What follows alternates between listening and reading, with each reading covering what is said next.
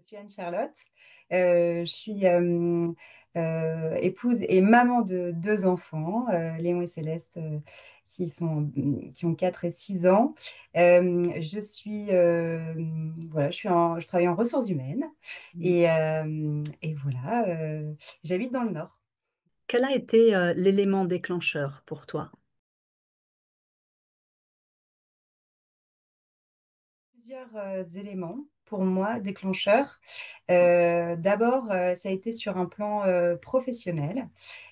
Puisque après un cycle sur un poste de RH généraliste, j'étais en cours de changement de poste Mm. et donc voilà, en nouvelle dynamique pour moi. Donc ça a été une premier déclenchement, enfin déclencheur pour moi d'avoir ce travail aussi, euh, voilà, de prendre le temps en fait et de bien commencer cette nouvelle expérience. Et Mm. puis, donc ça, c'est au niveau professionnel et au niveau professionnel familial. En fait, ce qui a aussi déclenché ce mouvement et cette envie de vraiment travailler, de faire ce travail d'introspection, ça a été au moment où j'ai aussi appris pour notamment le handicap de ma fille, qui a été bah, pour moi et puis pour la famille bah, un chamboulement. Et donc, j'avais l'envie de me reconnecter à moi et de pouvoir aussi savoir où était ma place en fait aujourd'hui, enfin ma place de manière générale, Mm. Mm. est-ce que j'étais à la bonne place aujourd'hui pour accompagner ma fille et puis et aussi être épanouie dans la vie professionnelle et personnelle. Qu'est-ce qui était difficile à ce moment-là pour toi au niveau des peurs, au niveau des croyances?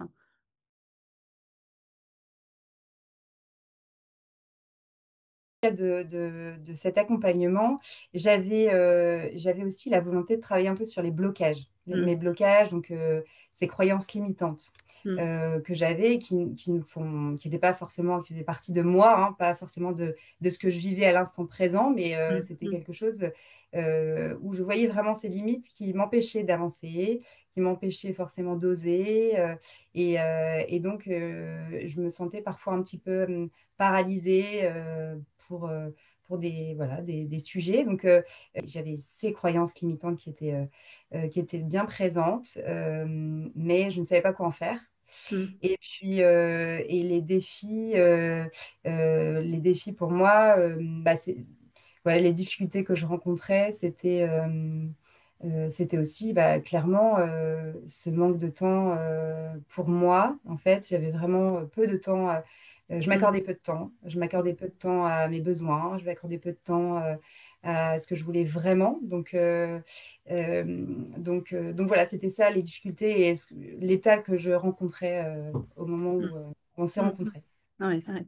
Et tu te souviens hein, qu'il y avait vraiment d'une certaine manière, la peur du regard de l'autre, où il y avait une très Mhm, forte aussi exigence de ton mhm, propre regard, et du coup la mhm, peur du regard de l'autre, et en même mhm. temps un jugement soit parfaite. Tout à fait, Mm. exactement. Mm. Exactement. Et puis, soit parfaite sur tous les plans. Oui.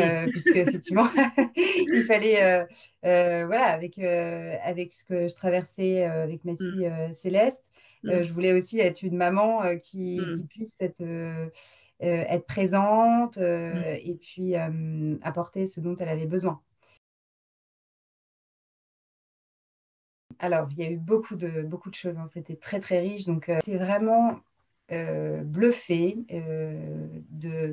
à la fois avec ton regard vraiment bienveillant et à la fois challengeant, qui permettait d'aller chercher des choses vraiment profondes. Donc, c'était pas en surface, c'était très Mm. profond. Donc, ça a permis d'aller chercher des choses. Et ça, c'est assez bluffant de se dire d'y arriver, en fait. Et puis aussi, bien sûr, il faut être ouvert pour le faire et puis être OK avec ça, hein, puisque Mm. Mm. Mm. c'était mon envie. Oui. Donc, il y avait ça. Et puis aussi, c'était ce regard et ce miroir que tu pouvais aussi apporter de moi-même. mm, Et donc, des prises de conscience pouvaient venir, puisque mm, on avait beau, parfois on pense se connaître, mais mm, parfois on est vraiment avec des œillères, on ne voit pas forcément mm, des mm, aspects. mm, Et toi, tu as réussi à les faire émerger et vraiment être le miroir de ça. Et ça, c'était vraiment euh, c'était bluffant, ce qui m'a permis de prendre conscience d'habitudes que je pouvais avoir dans ma manière mes habitudes de penser, mes habitudes de voir. En tout cas, ça a permis de prendre du recul sur comment je faisais face à un événement, en fait, et qu'il y avait une certaine routine, comme un pilote automatique sur certaines choses. Et mm, donc, du coup, ça m'a permis de prendre le recul et de voir d'avoir une vision différente à un moment mm, qui m'a permis du coup d'attaquer le sujet différemment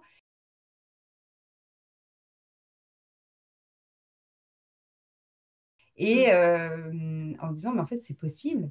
Donc moi j'ai eu des prises de conscience sur en fait il n'y a pas de il y a beaucoup de choses qui sont possibles et donc il faut croire en soi, il faut croire aussi en la vie. mm, C'est ce qui est vraiment une mm, leçon que j'ai vraiment apprise et ce qui donne une vision hyper positive même dans un contexte d'incertitude sur pas mal de plans familial ou autres, mm, mais de se dire qu'en fait, faisons confiance à ça, confiance en la vie. Et en fait, il se passait des choses très belles, c'est-à-dire que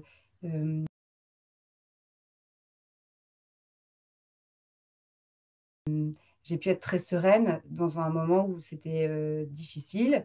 Et ça m'a beaucoup apporté. Donc, c'est la sérénité, c'est des prises de conscience sur ma manière de fonctionner et de se dire, bah, en fait, comment je peux oser différemment, faire différemment. Et mm, ça, pour moi, ça a été hyper révélateur. Et ça m'a beaucoup aidé, en fait. Donc, et je pense que ce type de coaching, pour moi, est différent de ce qu'on peut trouver dans des bilans de compétences classiques. En fait, c'est vraiment un travail en profondeur. En fait, l'accompagnement m'a permis d'aller faire des choses que j'avais pas forcément faites auparavant. mm, Euh, par exemple, il y a quelque chose qui a été vraiment révélateur pour moi, c'est un aspect de ma personnalité que j'assumais pas forcément. mm, Que j'assumais pas, que je n'y croyais pas forcément. Et donc, il y avait cet aspect de communicante chez moi. mm, Pour prendre un exemple concret, où là, ça m'a permis de voir en fait que oui, j'ai des qualités dans ce domaine. mm, Et donc, est venue derrière une volonté pour moi d'aller exploiter, d'aller creuser ça. Et du coup, je me suis fait plusieurs journées de théâtre, par exemple, mm, qui ont en plus renforcé, enfin, qui ont vraiment travaillé qui ont été dans la même vraiment lignée, ce qui m'a permis du coup de casser des verrous en fait chez moi. Et mm, donc, et du coup, de me dire, ok, ça c'est vraiment une force. Et puis en plus, c'est un plaisir et je l'ai vu dans voilà, euh, dans ces journées de théâtre que j'ai pu faire. Et mm, donc, c'est vraiment lié à l'accompagnement pour moi parce que ça m'a permis de cheminer là-dessus. mm,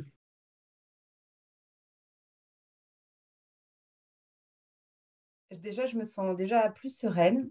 Je comprends plus de choses sur ma manière de faire. Donc, bien sûr, c'est un chemin qui est toute une vie, hein, mm, mm, et ça donne envie de continuer et de poursuivre tout ça, enfin, cette mm, mm, exploration. mm, Tu nous accompagnes extrêmement bien là-dessus. C'est de pouvoir en fait vraiment à chaque fois se recentrer sur soi et se dire quel choix je fais. J'ai mm, plein de tips que je garde et des phrases mm, que tu m'as dit. Par exemple, qu'est-ce que je fais comme choix maintenant pour voir en fait, est-ce que je le fais par obligation, par mm, automatisme ou autre, ou est-ce que vraiment au fond, c'est un besoin et c'est quelque chose que j'ai envie de faire. Et ça, c'est bien sûr, euh, c'est des choses qu'on doit travailler à chaque fois, mais c'est vraiment, ça m'a permis euh, de me réinterroger sur en fait, moi, qu'est-ce que j'ai envie, comment je vois les choses. Il y a pas de, c'est pas tout, tout n'est pas tracé. On peut mm, avoir des visions très différentes et du coup d'assumer ça, d'assumer mm. cette voie que je veux prendre, cette vision que j'ai envie d'avoir. Hein, ce que tu partages, c'est vrai que c'est vraiment quelque chose de précieux pour moi, c'est de revenir, de redevenir vivante, quels que soient les événements de ton quotidien, au Mhm, travers de cette capacité d'être disponible par rapport aux événements et à chaque fois d'être vraiment en conscience à partir de quel espace j'agis, je pense, je me mets en mouvement. Est-ce que c'est à partir d'un espace de manque ou d'élan, d'envie, mhm, comme tu disais? Et ça, ça demande vraiment de cultiver la présence à soi et d'être de s'éveiller d'une certaine manière. Hein. On a tendance à être quand même assez endormi et puis, comme tu l'as dit, à vivre en mode pilotage automatique. Et là, il y a vraiment quand on voyage à la rencontre de soi-même, après, il y a vraiment cette attention, mais tout en douceur et tout en souplesse et en bienveillance aussi avec soi-même pour être en conscience par rapport à ce qui est vécu et être vraiment disponible aux événements, quoi. mhm. Mm, mm. Et ça, c'est vraiment quelque chose qui change beaucoup, beaucoup de choses. Et comme tu le disais, ça a un impact vraiment sur le regard qu'on peut poser sur les événements du quotidien. À, à la rencontre enfin notre rencontre, qui a Mm, été vraiment presque une révélation. On n'a pas parlé vraiment au début, mais mm, quand je t'ai rencontré, quand j'ai échangé pour la première fois avec toi, ça a été en fait comme une évidence de faire ce chemin avec toi. mm, Donc pour moi, ça c'est voilà, c'est quelque chose qui est hyper marqué pour moi.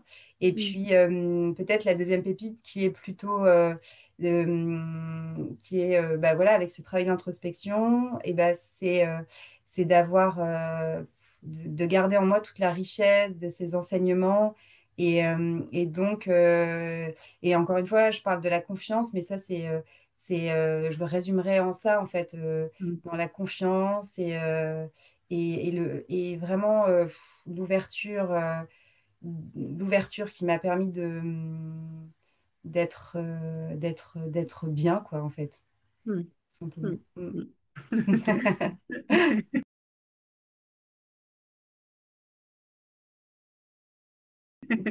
Et qu'est-ce que tu dirais à des personnes qui hésitent à se lancer? Alors, je sais qu'il y en a beaucoup qui peuvent se poser des questions et qui peuvent peut-être réfléchir, enfin, prendre trop de temps, enfin, prendre de la Mm, réflexion, et ne pas se lancer. Donc, moi, ce que j'encourage vraiment, c'est d'y aller, mais pas se poser trop de questions. Si on mm, ressent le besoin, et en tout cas, c'est un temps qui est tellement précieux et qui fait enfin voilà, qui remplit à la fois de joie, de satisfaction aussi. Il y a des difficultés, il y a des choses où c'est difficile, hein, l'accompagnement aussi, parce mm, bah, il faut y aller et mm, tout n'est pas rose, bien évidemment, parce que c'est ça l'objectif, hein, c'est de pouvoir aussi mm, se transformer, évoluer. mm, mm, Donc voilà, et c'est de se dire d'y aller, quoi. Enfin, mm, mm, et on devrait tous y aller, en mm, fait. mm, mm, On n'a pas, il y a pas, c'est pas réservé à des personnes qui sont vraiment en se disant, bah non, je vois plus du tout mm, d'avenir pour moi. Alors bien évidemment, là, il faut les accompagner, ces personnes, mais c'est aussi mm, des personnes qui sont en changement ou en questionnement ou même, euh, il n'y a pas de sujet précis du moment, mais il y a quand même une envie de faire cette introspection. Il faut y aller. Enfin, moi, mm, vraiment, j'encourage mm, mm, et il n'y a aucun regret à avoir. mm. c'est y aller. C'est un petit peu le saut dans le vide, mais le saut dans le vide, bah, c'est justement, on réapprend à être, on réapprend à vivre.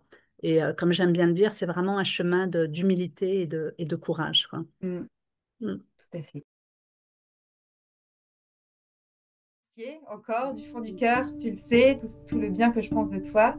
Et c'est avec de l'émotion, encore une fois, que je te dis ces mots. Donc voilà, merci pour tout. Et puis, bien sûr, cette rencontre, comme je disais, restera dans mon cœur et je sais qu'on gardera contact. Merci Anne-Charlotte. Moi aussi, j'étais vraiment honorée de te rencontrer et puis honorée de t'accompagner.